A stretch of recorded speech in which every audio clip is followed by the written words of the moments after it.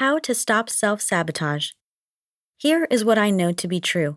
Our simple human brains do the very best they can to protect us and keep us safe from the proverbial saber-toothed tiger.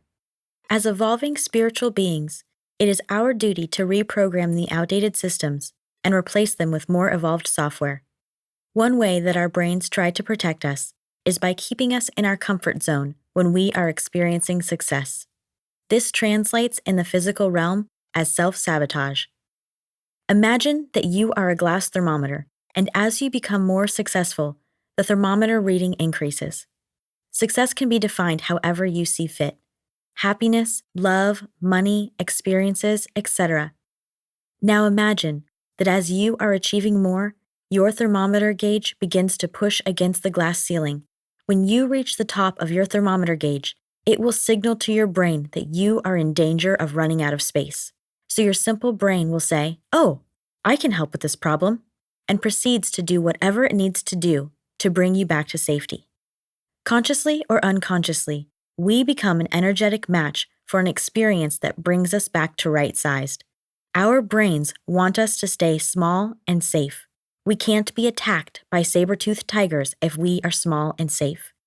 Think about lottery winners. How many times have we not heard stories of people winning millions of dollars only to go right back to where they started or even become worse off within a few years?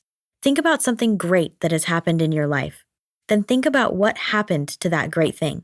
It was probably immediately followed by an accident or illness.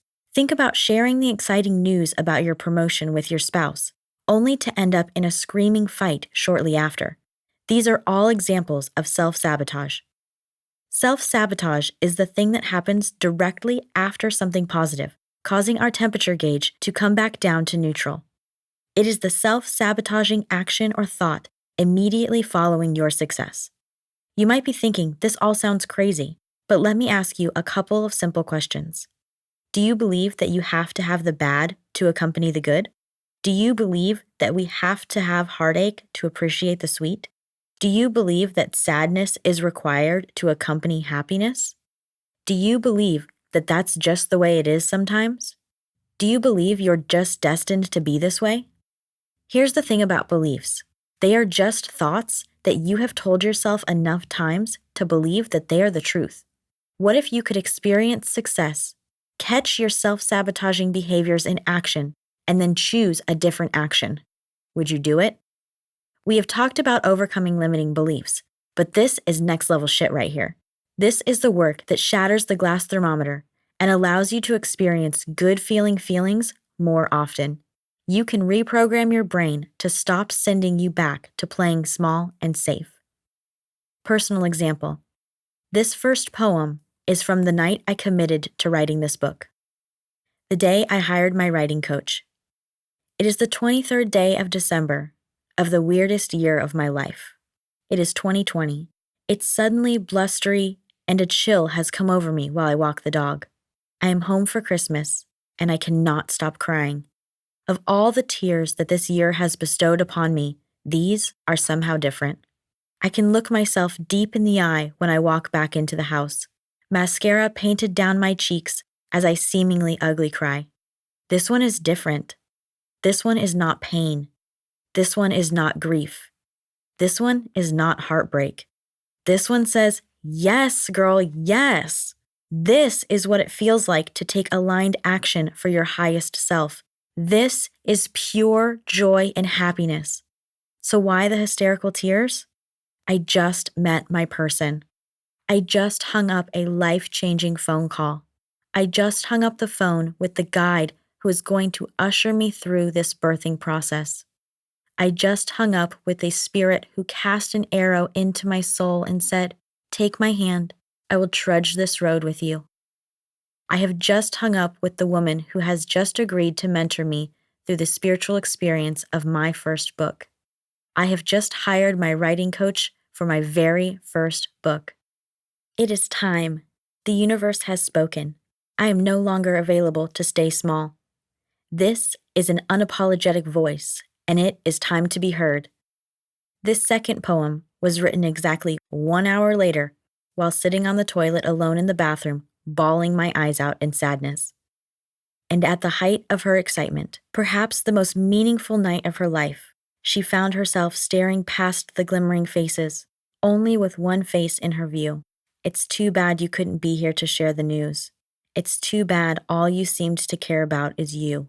I turned to find your hand and share in the excitement, but was stricken back to reality. I never even had you. I went from the highest high to the lowest low in a matter of 1 hour. I always knew that I was destined to write. I also always knew that Liam would be there to support me. The desire to pick a fight with Liam or to feel sorry for myself about him not choosing me has always been a common self-sabotaging behavior for me. It's one of my go-to behaviors.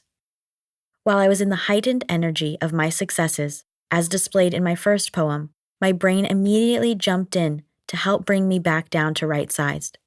As I sat on the toilet, hysterically crying that Liam wouldn't be there to share this experience with me, I caught myself sabotaging thoughts in action.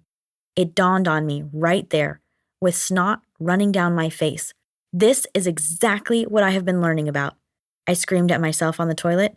I took a deep breath and told my brain, no, thank you.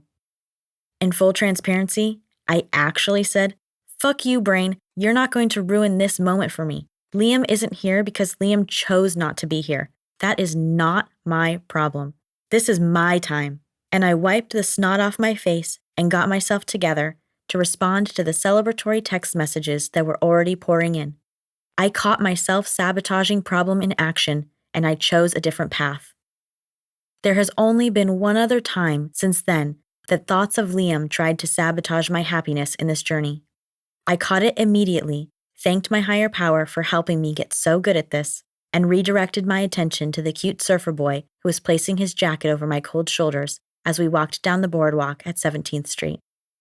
The self-sabotaging thoughts of Liam no longer have control over my life today. I no longer place him on that godlike pedestal, and when thoughts of him come up, I wish him well with good vibes and infinite happiness. If you have stuck with me this far in my journey, I know that you are intrigued to experience this type of freedom and happiness too. I know that there is something inside of you that wants to experience this level of pleasure and joy. If you want more, please take this vow with me right now. I, your name, vow to call out my self-sabotaging behaviors in action and tell them, thank you, but no thank you, and choose to live in the good feelings for longer. Every time you catch a self-sabotaging behavior in action, the distance between you and that glass thermometer increases. You, my friend, are allowed to soar. You deserve to feel better longer. You get to be wildly successful because you do. It is your motherfucking birthright. As Maya Angelou and I like to say, when we know better, we can do better. Please let this awareness sink in. You deserve to live the life of your dreams. You deserve massive happiness because you do. Every time you catch your brain sending in a self-sabotaging thought, choose to not accept it and fucking celebrate. I prefer to give myself a high five or do a one arm in the air Superman jump, but whatever celebratory action feels juiciest to you is perfect. Please know I am with you in spirit, cheering you on as you smash your limiting beliefs and self-sabotaging behaviors. Keep me in your pocket and call me the ultimate hype woman. Woo, you got this.